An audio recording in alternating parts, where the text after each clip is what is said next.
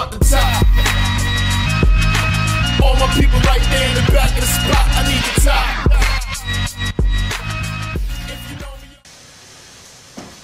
Hi everyone, Sean here for the WorldCupNow.com. Hopefully you know what I'm doing by now, but if not, I try and bring you tips each and every game week for your fantasy Barclays Premier League team. So, hopefully, I don't know if you guys can hear that sizzling in the background. I've been really busy this week. It's gone really quickly. I don't know if it's just because everybody's going really quickly because it's back to school and it's the end of the summer. And all these things are just kind of adding up, but man, it's been a busy week, and it's been quick too.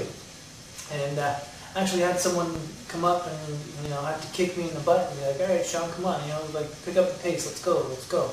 So it was good, it was a good reminder, and it kind of shows in my fantasy team too. So hopefully you guys can get something out of this video. If you haven't subscribed, please do so. If this is new to you and you are a new subscriber, thank you and welcome.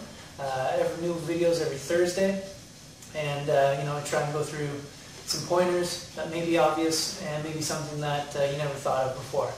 So I just want to kind of touch on point on one thing really before we get off, which is I was reading through the forums or like posts and whatnot, and there was someone, his name's Granville, he actually does the fantasyfootball.co.uk.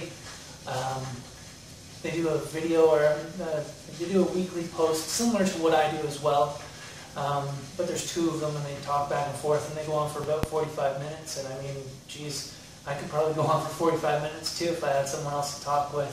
So it's he made a good point, he made an interesting point, and he said, if fantasy players, or basically if it was the same players that scored each and every week, fantasy football would be pretty dull.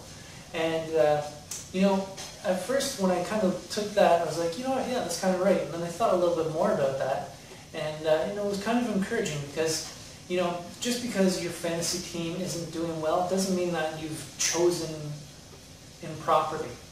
Now, there's a little bit of common sense that goes into that. I mean, if you've got all, newly promoted teams, players on your team, and you're expecting to do well, you're going to be waiting for, once in a while they might get a clean sheet, or, they might score.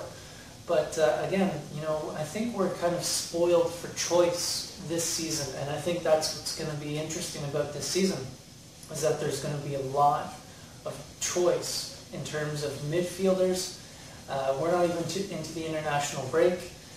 To the transfer deadline, and there's still people coming in. So, I mean, teams are going to have a really, really interesting look this season, and it's going to be good. And to kind of get to that point, just because you're not scoring doesn't mean you've made poor choices. You look at Sanchez, you look at people who haven't really hit the ground running yet. They will produce. If they don't, well, then you have to get rid of them, obviously, but you got to give them a little bit of breathing time. We're still very early in the season. We've only had 2 game weeks. We're going into our 3rd game week, and then we have a break. This is kind of like one of those bittersweet videos because I'm not going to be doing another one next Thursday. It's going to be the following Thursday. So, it's kind of going to be good to just kind of see what we have out of 3 weeks and get, the stats, pull the stats from those first 3 weeks and see what we can kind of mull up and look at the fixtures going forward. And that'll be probably one of the posts that I'll do for the following Thursday. And I'm just going to break because I'm cooking. So I'm going to put my pasta in. And actually, you know what? No. I'm going to let that boil for a second, but I'm going to flip my chicken. So I should have...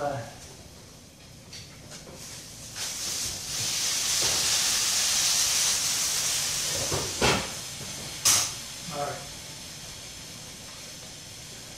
so we'll have 3 weeks of stats that we can kind of pull from. It'll give us a somewhat of a base, in a 38 game week season, still in good weather. There's no double game weeks yet, there's no rescheduling. That 3 weeks really isn't a lot to pull from, but it'll give us an idea. So you look at a slumping Man U. They might come back. After the game week, once Rojo and Di Maria, they've got some game time, they've got some practice time. They're cleared to play. Van Persie's playing 90 minutes.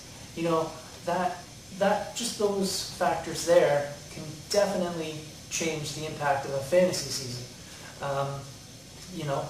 And you compound that fact with the fact that Diego Costa, could be out for 6 weeks, and we're only 2 game weeks in. I mean, he had a fantastic start. He's got really big ownership, so a lot of people are trying to make some moves. Now, my tip for this week, or I guess the video portion of the tip, if you're looking to, or you have Costa as a precaution, maybe swap him out because you want to have maybe someone playing this game week, and then you can reevaluate during the break, and then you can make another decision after that.